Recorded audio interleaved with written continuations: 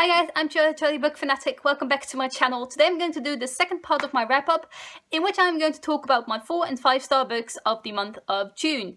I have 4 4-star books to talk about and 2 5-star books for a total of 6 books read in the category of 4 and 5 star books. Also, this video is late. I was meant to upload on Saturday and I have no excuse except for the fact that I was playing Sims 3 all day and I was playing all day and then it was 7 PM and I forgot to film a video. Yes, so that happened and let's move on from that. Let's start with some statistics. 5 of these books were written by a female author and 1 of these books was written by a male author. 2 of these books were set in another country than North America or England. 1 of these books had LGBTQ+ elements in it. 1 of these books was historical fiction. 2 of these books were contemporary. 2 of these books were fantasy and 1 of these books was science fiction. 4 of these books were young adult. 1 of these books was new adult and 1 of these books was adult. So let's start with the 4-star book. The first book I'm going to be talking about is Throne of Glass, which is the first book in the Throne of Glass series by Sarah J. Maas.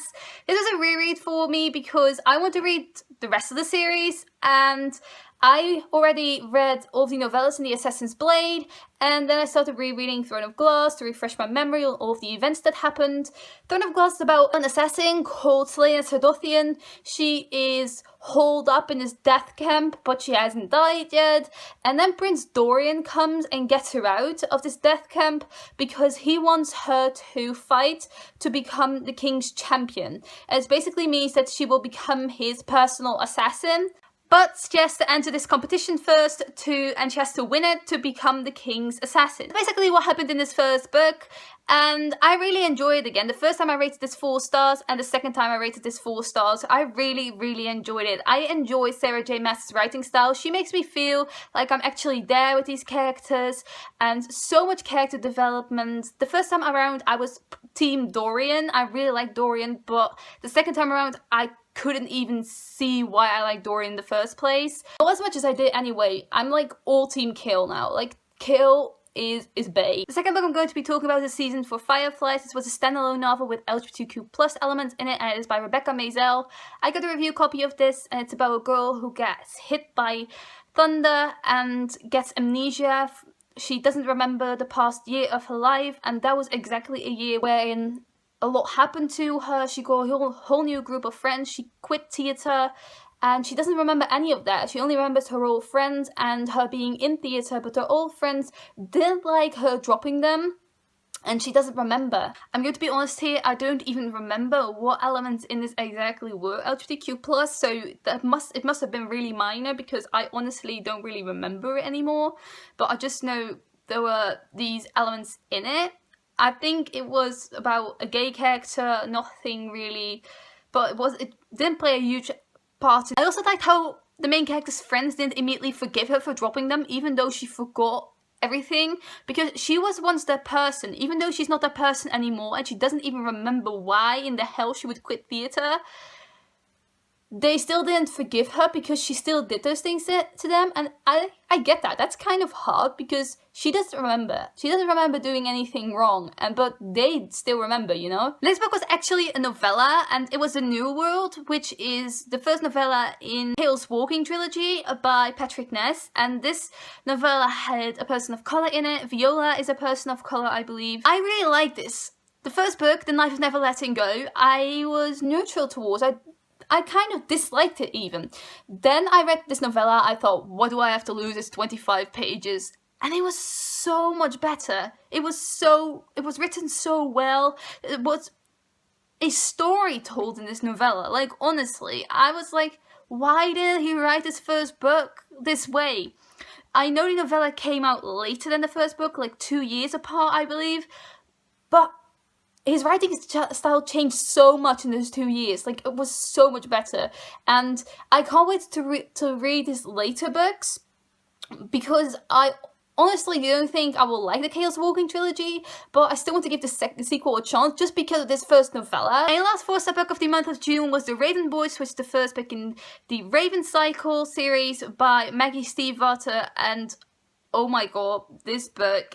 I finally started reading this series because obviously everyone is talking about it. It's about a girl called Blue who's a non-psychic, but she's an amplifier for psychic powers. Her whole family is psychic except for her. And she meets these boys that go to Academy and they are called Raven Boys, and they are all so developed. They're all extremely different, have their own powers, or have their own personalities, and you come to like all of them. My favorite boy, I'm currently reading the second book, but after this first book, my favorite boy was definitely Ronan or Noah. Even though they were the boys that were least focused on in this first book, the boys that were most focused on were obviously Gansey and Adam. But Adam was my least liked character in this first book. I just really like Ronan. He's sassy, he is sarcastic, he is troubled, he is mysterious as hell, and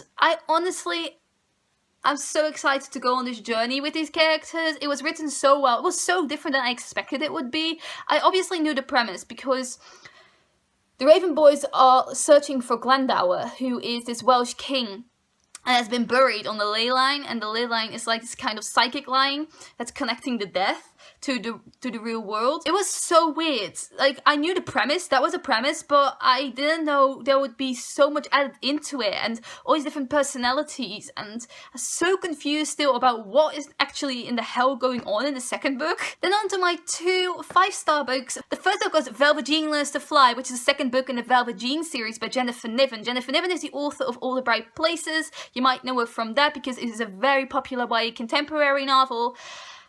The Velva Jean series is her adult series, and she wrote that before All the Right Places, and I love the first book. It's historical fiction, and then I went on to the second book, and I obviously love it just as much because I rated 5 stars.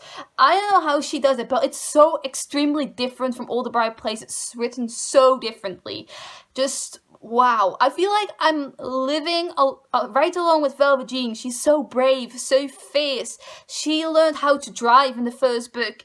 And in this second book, she is a pilot in the Air Force, and it's great. It's so great. And she's losing all of these people along in the war, and it's just, wow. I just felt right along with her. Even though Jennifer Niven is much more telling than showing in these books, it kind of reminds me of Danielle Steele a little bit because she does the same thing. And my ultimate favorite book of the month, and right up there with Illuminae for first place favorite book of the year so far, is Maybe Someday, which is the first book in the Maybe series by Colleen Hoover. I told you guys I would read something else by Colleen Hoover because I wasn't sure if I actually liked her work, because I didn't like Confess, and I really, really liked Ugly Love. Then I read Maybe Someday and my mind was blown. You guys all know how I hate cheating. I hate cheating so much. It's never done right. Until this book. I got rich. I got him. There were these 2 girls, and he had such a good reason to like both of them, even though he really didn't need a reason. And it was so heartbreaking because I honestly like both of the girls in this book. I liked Sydney and I liked Maggie, and I even had a hard time choosing. I mean, and I wasn't even rich. I wasn't even in this situation, but just so good. And the aspect of the songs that were recorded for this book, and Rich being a songwriter along with Sydney, they were both writing songs together, and I could feel the chemistry between them. And I can imagine how writing songs together is an intimate thing, especially writing love songs together and writing songs about your own situation. And God, just the romantic scenes between Sydney and Rich, so hot. Like, literally, they were doing some things that I didn't even think I would find hot. I was like, please, I want a romantic situation like this. Just right now. I didn't even tell you what this book was about.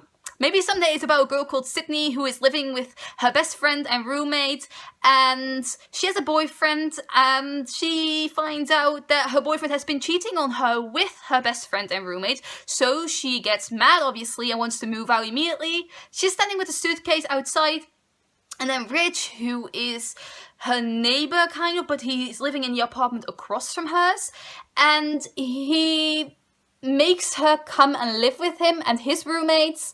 There's a guy called Warren who is his best friend, and a random woman that is living there. and Sydney moves in with them, and it's so great. Oh, God. I don't think I will ever love a book as much as I love this one. Like, do you know a reading slump where you're like, no book is ever gonna surpass this? That was how I felt with maybe Someday. That is how I still feel. That is how I felt after Illuminate, and then maybe Someday came along, and now I am painfully waiting for Gemini, because I know it will be just as great. But my life has come to a standstill because I don't know how I will move on from this. This book broke my heart. It mended my heart. It made me hurt. Made me cry. Made me laugh. Made me want to be a songwriter and a singer. Made me want to be with a guy who's a songwriter and a singer. Oh my God. This book. Just read it, okay? If you haven't read a Colleen Hoover book and you're interested, start with maybe Someday. So these were my 4 and 5 star books for the month of June. If you haven't watched my 2 and 3 star reads for the month of June, I will link that down below. I hope you enjoyed this video. Tell me what your 4 and 5 star reads were of the month of June, or just what you read in June, and let me know what you thought about them. Thank you for watching. Goodbye.